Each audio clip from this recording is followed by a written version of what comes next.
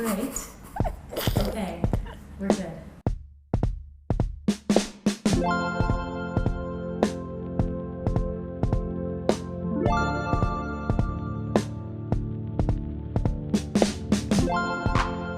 Hi everyone, I'm Erin, the creator and director of Dream Girl, and I'm here because I am so excited to introduce to you my friend and the Dream Girl co-producer, Komal Minhas. So I wanted to take the time to ask her a couple of questions so that you could get to know her and learn how amazing she is. So welcome, Komal, to this beautiful WeWork studio space. Thanks, Erin. So I would love to know why you're here today. What happened when you saw that Kickstarter that you just said, I just have to be a part of this? You gotta call me up and see what's going on. So I started my company Co-Media when I was 23. I had known for a long time I was meant to do something on my own. I was meant to, run my own company. I was meant to be my own boss. And so when I saw the Kickstarter trailer, it was like a recognition of what I knew was already within me and what I was already doing. And it was like I looked at the women in this trailer, I looked at you and your call to action at the end, and I was like, these are my people. This is my tribe. I need to be closer to this. I need to be a part of this. It was my story. The women on that screen were me. And I needed to help other women feel the same way. So I get on the call with you. We tell each other our life stories. I tell you I want to be involved. I don't know how. I have cameras. I have experience as a journalist. And you were like, yeah, let's do it. Skype's cutting in and out. It was pretty fun.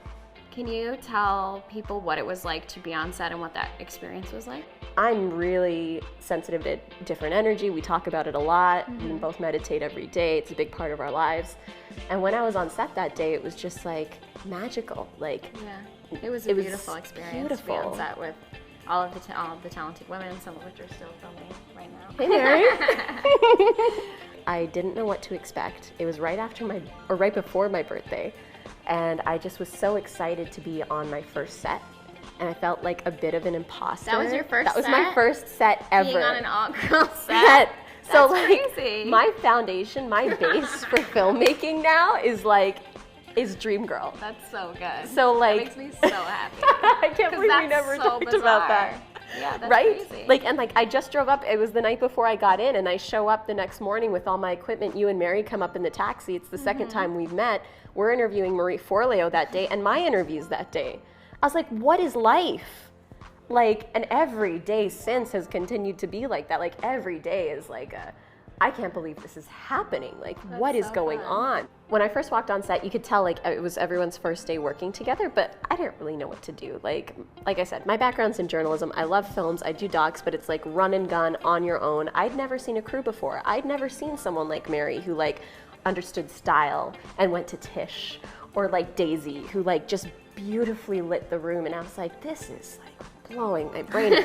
Or Sharon who was making all the audio happen, and Victoria with knowing how to use my cameras better than I did, and I was like, oh my God, I am an amateur. And it just made me in awe of these women who were my age, already experts in their field in a really important way, and who were just helping bring this story to life. And then seeing you in the director's chair asking the questions, and then at the end of every interview being open to all of us asking questions. And we started to jam in person. That was our first time to really work together in the same space. And with the questions, I just felt this connection to you that was really important to me, and how open you were with everyone on set. You were the crux of all of that production, but you were still so open to making sure it was everybody's. Yeah. And that was really special. Absolutely.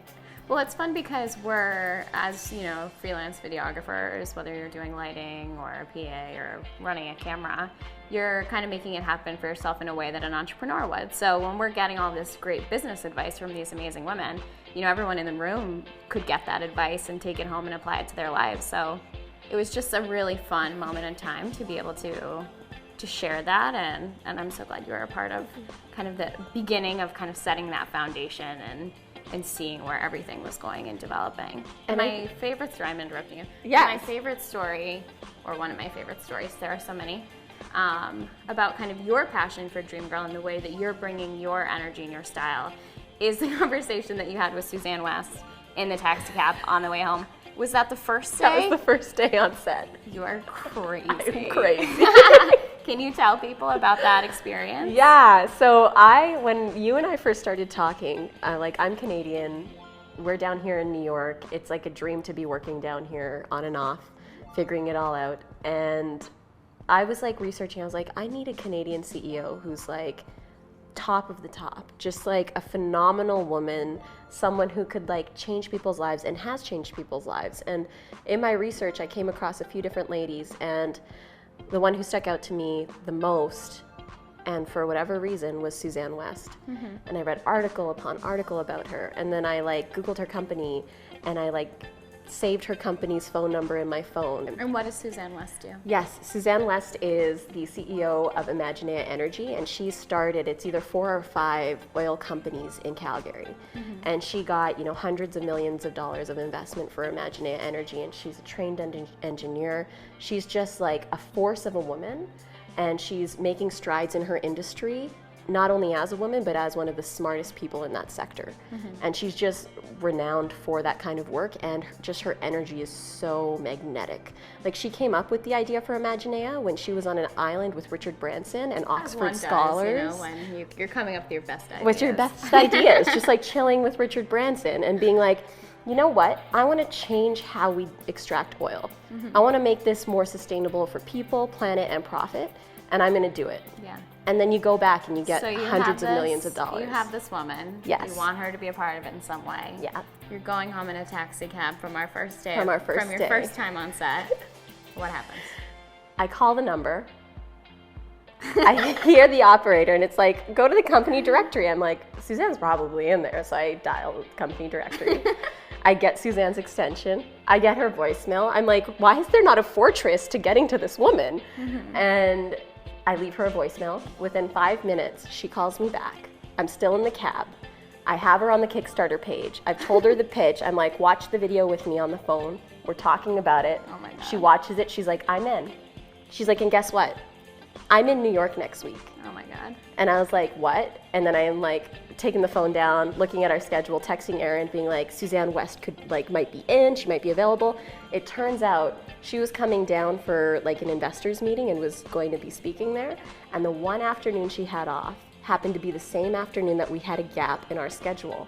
So that is how we got Suzanne West in this film. She was coming down to New York from Calgary already. It's totally insane. It's that like makes no sense. alignment, like everything about this. Like, for example, like the first interview we did was Marie Forleo. I found out about Dream Girl because of her newsletter, and she inspired me as I was starting my company in the hardest days. I would watch Marie TV working alone at home and just feeling like I had a buddy, and it was just like such a magnificent like manifestation when she was in the room with us that day. And I was like, wow. Absolutely. So one of the things that we're super excited about is the Dream Girl distribution and the way we're going to reach our Kickstarter backers and our supporters, and how we're trying to look at the landscape on a more of a digital scale. And that's something that I think that you're really brilliant at, and I would love for you to speak about it. Well, gee, thanks. So, what's beautiful about both Erin and I is this is our first time doing anything like this. But with that comes a lot of grace and a lot of power in terms of what we can imagine, because we're not constrained by any expectations or systems or previous models. We get to do whatever we want. And, the Kickstarter backers, you guys have enabled that. Different people are allowing us to do that now as well, enabling that dream for us. And so, as our relationship started growing and I started investing more and more of my time into Dream Girl, it was super organic. It wasn't an intentional thing. I thought I'd still be doing a lot with co-media specifically, but it turned out that Dream Girl, when you realize what it is, and Erin took me through the storyboard today and we were both bawling. When you realize what this is, you can't help but go all in. And so I'm all in. And the jumping off point was going to Sundance back in January. And that was a really beautiful moment for me. And then meeting, Baus, who is now our producing mentor, and one of his films opened Sundance this year, and he just we had a very serendipitous meeting, and he just decided to come on board. So all these things started happening, and it started opening my brain to how could this film be put out to the world? What do we need to honor, and how can we serve this story, which is something we saw in Ava DuVernay's South by Southwest keynote. Such a good keynote. And like such a good keynote, straight from the heart. And all she says is serve the story. Whatever our intention is, because we're Kickstarter funded, we're limitless in what we can do. And so we were talking like 2 weeks ago, and it was like a click. It was like, we're gonna not do first festival, theatrical, tour, digital. We're gonna turn that all around because our entire community is online, and our demographic of like female entrepreneurs, females aged 20 to 35 are all online. We're gonna hit digital first, and we're gonna do a digital premiere where it goes live online. Women from all around the world can watch it with us while we do a live premiere here in New York City. And there's gonna be different live events around the world during the premiere as well. And then, after that digital premiere, happens in October, it'll go live to the world for download, and then we'll hit our tour, and then we'll kind of take ourselves on the road as well. When I was interviewed for the film, I didn't expect to be a part of the back end of it and this whole process of it. So even when you see me in the film, you see me as a baby entrepreneur, you see me as a baby filmmaker. And so watching that and being able to see myself grow through this process and through our plans for Distro and the impact we want to make, it's just so beautiful. I have one last question for you. We went through the storyboard today, the whole structure of the film, the ups, the downs, all of the different facets of it. Why should people go see Dreamgirl? People need to see this film because its sole purpose is to inspire and to uplift. And its sole purpose is not only to do that for women and girls, but to do it for everybody. But what we've come to realize, in our lives, and we're still quite young, is that if we don't invest in women and girls, we are not only excluding a whole portion of society, but we're preventing us as a society from expressing our full potential. With our passion for business, with our passion for entrepreneurship, this happens to be our avenue of that expression. But what we came to realize was it goes beyond being a CEO. It goes beyond being an entrepreneur. This is really about living your best life and manifesting it every day. And that's what we learn from these women and men who are in the film. And that's why people need to see it. And just like working with Erin and seeing just how our relationship has grown and what we can build together. I keep saying to her sometimes, I'm like, I get nervous because I'm like, I've only ever seen in the media female relationships portrayed in a super negative way where, they're catty, they don't get along, this and that. And then working with someone like this and working with our crew, you realize that that's all backwards. That was a male-dominated story. That when women get control of the story and when they can work together and uplift one another, everything is possible. And I think that's really beautiful, and you're gonna feel that when you see this film. And it's gonna be a game changer because media is so critical to how we see ourselves in this world. Absolutely. And Dreamgirl is gonna totally transform how women and girls see themselves in this world. Yeah! That's my Yeti scream. Anytime Erin tells me something good on the phone, that's all I do is Yeti scream. Well, thank you so much for being at our lovely... at our New York headquarters. Yep, here at Charging Bull. And thank you, backers, for watching it. And you'll be hearing more from Komal and I as we progress and as we put this bad boy together. And if you're ever in Ottawa, reach out. Or New York, reach out.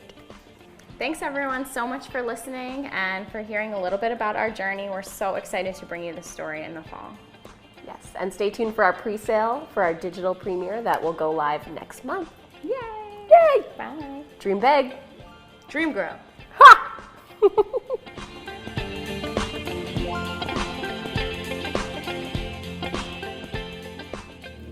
Hi, did you love the video that you just saw? Well, make sure to follow Dreamgirl on all of our social media channels to stay up to date. And for exclusive updates that I only send out in email, make sure you subscribe to our newsletter below.